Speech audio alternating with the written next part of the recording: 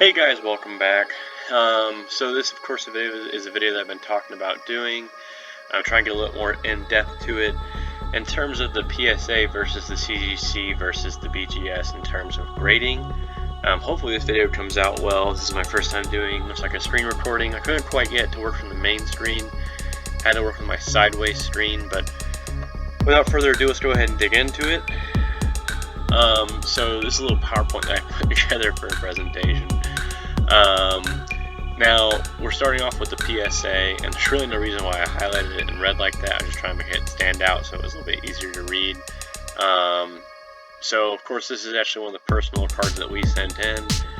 We have purchased a few PSA cards directly from people, and BGS cards and CGC cards. However, PSA is the only one that we've actually sent in and graded through. So you can go ahead and kind of take our opinion with a grain of salt.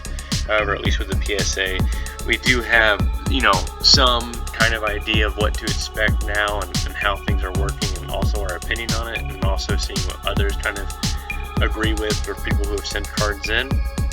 So right now PSA is the current standard, and by that we mean it's kind of just the one that everyone goes with. If it's not PSA, people really aren't exactly excited about it. Granted, there is some good things with PSA. As you can see for the back labels, they've got that QR code reader. They use serial numbers, binary, they have a rating scheme, and also population report. I couldn't tell you the history of the population report, which grader started that first. If I had to guess, I would say probably PSA started population report first. Mainly because out of all these grading card companies, PSA originally didn't do Pokemon. It's not what they were originally known for. PSA has been around for pretty much any collectible, but mainly sports cards. It stands for Professional Sports Authenticator. So that that's what the PSA is. So they've been around for a while, and that's kind of where they made their name, was in those services. And so with to understand it, they've been around for a bit longer, and they have a name with an older generation. People still collect sports cards. It's still a very big thing, especially vintage sports cards. Newer ones not so much. That's a whole other category and reason in video. Let's just continue to talk about the PSA in comparison to the other graders for Pokemon cards. So current standard, but then also at the very same time, at least from what we've noticed with what we've sent in, we believe their grades vary way too much.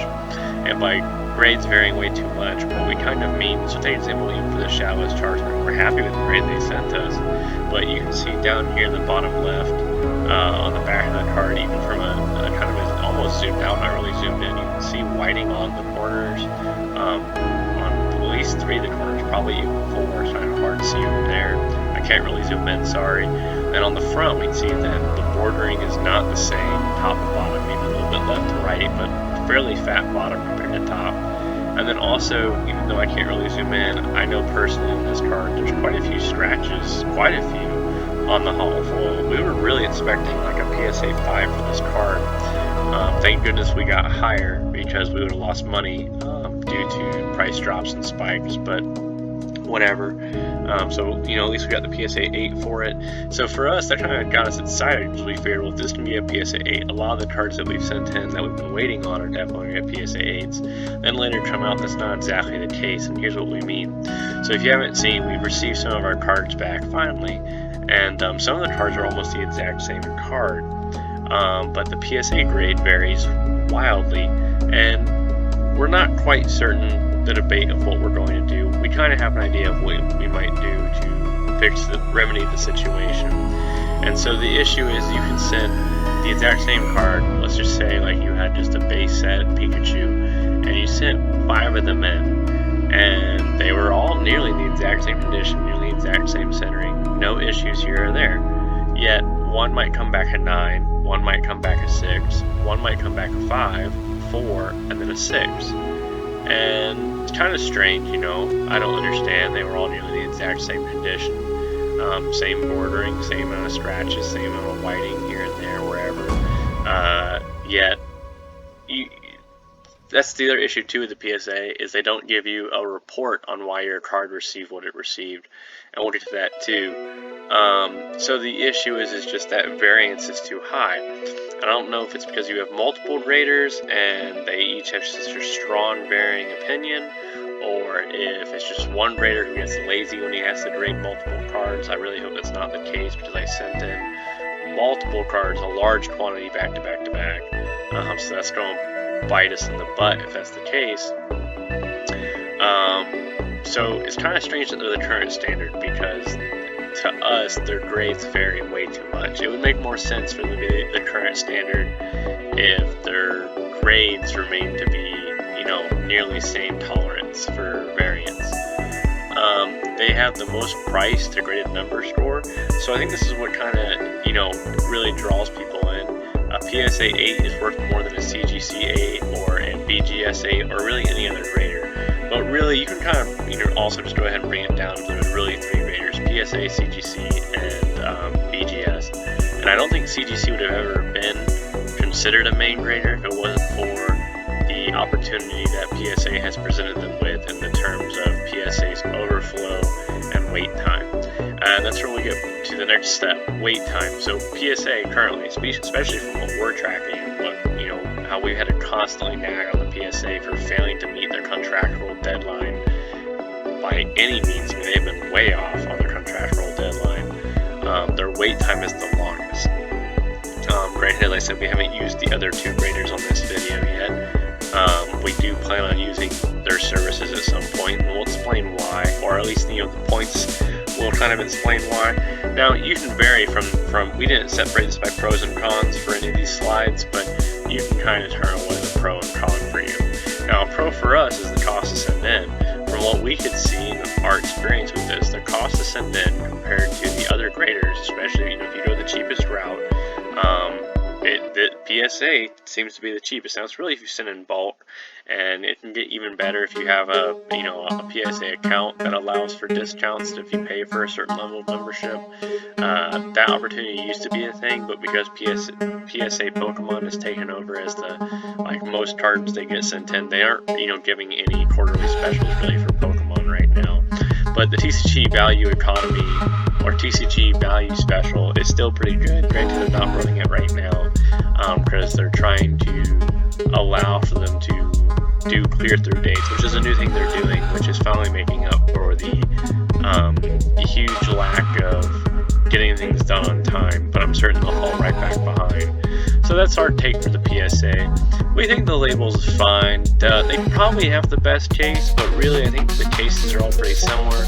People will argue that with a PSA case your card doesn't rattle around, but as you guys saw in my one video with all fresh grades from the PSA, quite a few of our cards weren't spaced in the PSA case correctly and were capable of moving around, which is really considered like a bad standard nowadays and should have fallen off as a thing a while ago. It's one of the things that the PSA have been known for, or they boast about, or at least people who have them boast about, oh, my card doesn't rattle around the PSA case like your CGC card does, but that's just not the case in my opinion. I thought that was, but I had quite a few cards, 15 more cards come back, and quite a few of them rattled around their case, so I was fairly unimpressed with that. And to me, I think that's a very simple thing to get right. Now, moving right along, we'll move into CGC. Now, it is rumored that the CGC has the least wait time. Now, this might be to dollar value. I know that you can definitely pay for a faster service with the PSA, and it'll be super, super quick. I don't really fully think that's the best benefit of the CGC. Now, the picture I'm using, there's a reason why I purposely picked this very, very beat-up card. It's going to move into one of our other points. The standards, in our opinion, from what we've seen, we haven't sent any cards in, but as you can see with the picture used, the standards are much lower for the CGC.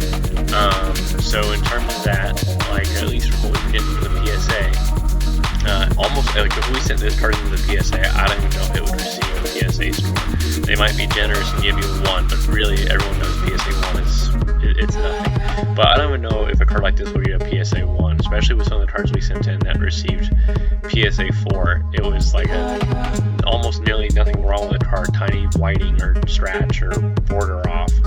So in our opinion, something that could receive a PSA 4 could probably receive a CGC 8, and at least that's what the variants that we've received. So we don't know if CGC has a steady standard, so it's not really that big of a deal, as long as CGC has a steady standard. So if a CGC 2 is a CGC 2 is a CGC 2, and a CGC 2 is a CGC 2, and that eventually will correct itself instead of price point. The issue is when you start to use, which is the main standard people use, is using that number system throughout other graders. So they might see a CGC 8 and say, well, CGC 8 is practically a PSA 8, but since it's not a PSA 8, I'll still only give you $10 less. Now, why this would be a difference is until you can actually figure out the difference in the grading points between the two companies, you won't know a true standard, and that's what I'm getting at. So something that could be a PSA 4 could be a CGC 8, from what we're noticing, what we receive back as PSA 4s, and in this picture, what a CGC 2 is. And so it would be kind of silly for somebody to pay for the price of a PSA 8 a little bit less for a CGC 8, when a CGC 8, I guess, is fairly much lower standard. Or they could be very similar in standard CGC 8 versus PSA 8.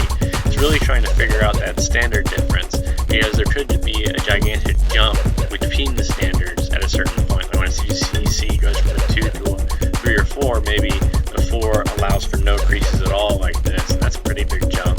And then getting from a 4 to a 7 to an 8, to where centering everything has to be aligned. And while I was reading this picture, I thought it was pretty funny.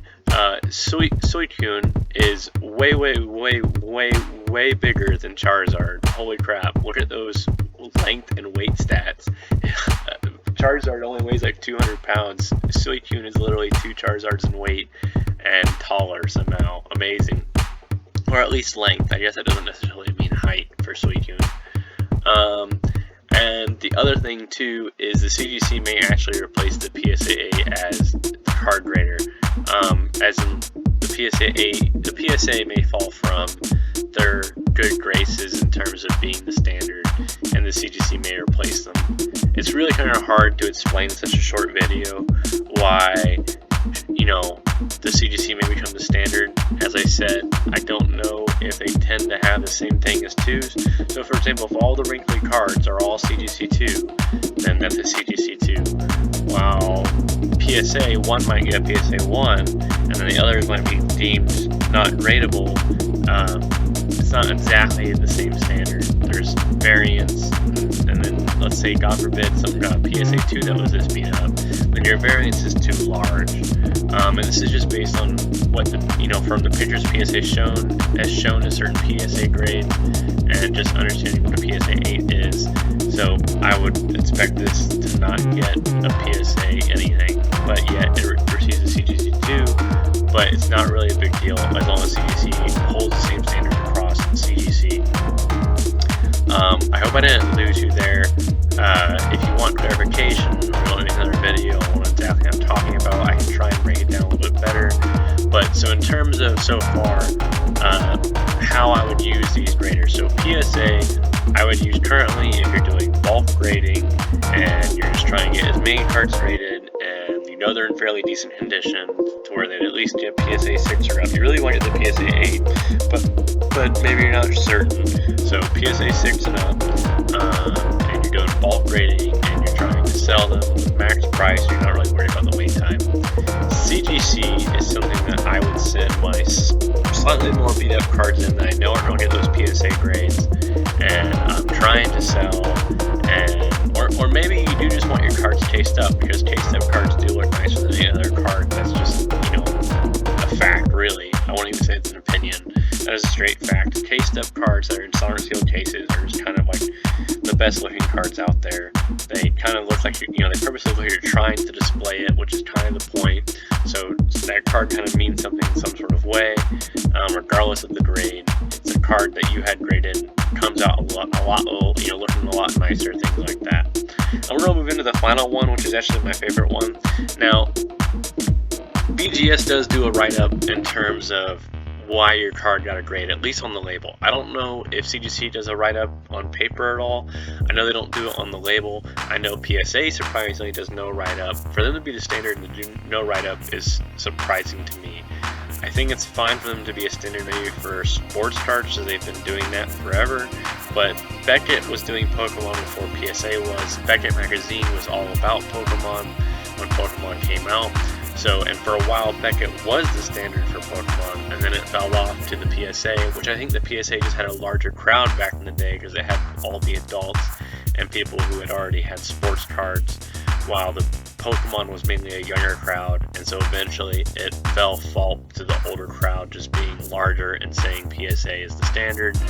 Really, I think BGS is the standard for Pokemon.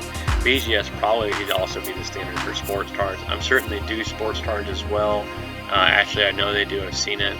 I did specifically pick this card for a reason, and I'll get to that in a second. So we'll go ahead and get to our points. So BGS, in my opinion, if you're a collector, this is the best one, in my opinion. One, because it's the original standard to Pokemon Beckett. Their cases are just as good as PSA, if not better. You get to see also in terms that write-up on that label. I think their labels look better. I think having that Beckett little logo in the top left corner just looks really classy and nice. The back looks nice too. I'm choosing the front of the card. I like having that write-up because if you're sending cards in, it helps you really dial in what the standard is, lets you figure out what to send in. From what I can tell, their standards are pretty they're pretty standard. Like, they don't have too much variance, maybe by a 1 point grade, maybe by a 0.5 point grade. So you know, they're best for learning, and then they're best for price if your card is perfect. So BGS has really 11 out of 10 score. So if you don't know, and this is why I picked this card, not specifically this Reshiram Charizard GX Hyper Rare, but specifically I just picked up a black label card off the internet as a picture to use, and the BGS black label 10 is basically like a PSA 11 if PSA had an 11 to score. So a BGS gold label 10 is worth as much or just a little bit less currently than a PSA 10. In my opinion, worth more, but on the internet a little bit less than a PSA 10. But a black label BGS 10 is worth just way more than any other graded service out there. So if you're going to sell your cards via grading and your cards are pretty much perfect condition, in my opinion, take the chance and send those into BGS, because the cost difference in terms of how much your card will be worth between a BGS gold label 10 and a PSA 10 really isn't that much to where it's going to be like, oh man, I wish I would have sent it to PSA 10, versus if the card would have gotten a black label BGS 10, the price difference is so drastic between that and a PSA 10, it would make you say, man, I wish I would have sent my cards into the BGS. Now, if you're also someone who just likes collecting and that's your goal, I would still also put BGS as the highest thing in there. So this is if you're sending them in and you don't really plan on selling them, but you do want to know, you do want them to be encased and pretty much to get that score and have that label. I just think BGS is best for collecting and best for the highest end cards in terms of grade and also the highest value cards.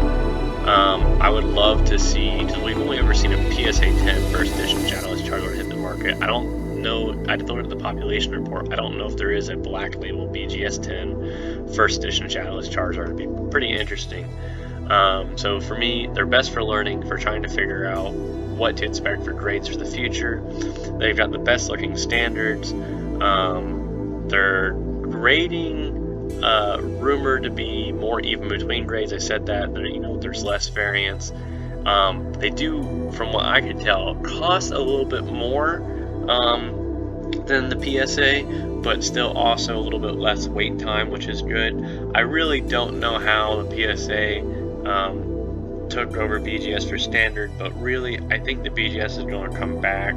I think the PSA is allowing for a bunch of these other cards, grading services, to come back and overtake the market. I think the way it's going to go is I think BGS is going to be the standard. They're going to take the top. I think CGC is going to take number 2, and I think PSA is going to fall to the graces of 3, if not get pulled down further. I don't think they're going to get pulled down further. I've seen these other grading companies. There's a bunch of them out there. It really sucks that the standards just don't seem to be the same. I'll make another video on how I'm dealing with that, with cards that I have that are already graded that, may have it, you'll see what I mean in those videos. I really hope this information was useful. Really, if you're going to send cards in, send them into these 3. And so, once again, quick breakdown. Send them into the PSA if you're sending in bulk and you're expecting them to get a 6 or higher. Don't really waste your time if it's below a 6. Send them into the CGC if it's anything that's below that grade point that you'd expect for the PSA. So if there's anything that you would expect to get a 6 at the PSA or lower, send it to the CGC, because in the CGC, if it would have been a PSA 6, it'll probably be a CGC 8 or higher. I think that's just worth more. As you start getting to those higher numbers just tend to be worth a lot more, regardless of the grader. And really, from as far as I can tell, a CGC 8 only sells for a couple dollars less than a PSA 8. So I really think if you're just trying to get that bang for buck, use CGC. If you're trying to get the most for a super high-end card, use BGS if you expect it to get a black label. And if you're really just collecting, I would really just say, once again, BGS, they're the OGs in my opinion for Pokemon grading. They've got the best, even if you're not collecting, if you're trying to learn, send a few cards to BGS and learn about the corners, the surface, the centering, the edges. I don't really think they send you a write-up on paper, but at least with that little label up in the top where it has the centering, the edges, the surface, and the corner score, you can see what didn't make it, and you can try and figure it out, just using intuitive analysis. So I really hope this video is useful. I really hope this video comes out, because this is my first time trying to do this, and I really hope that my videos can get better, as that is something that I'm trying to do. Thanks for watching, and let me know if there's anything else you're looking out for. Bye.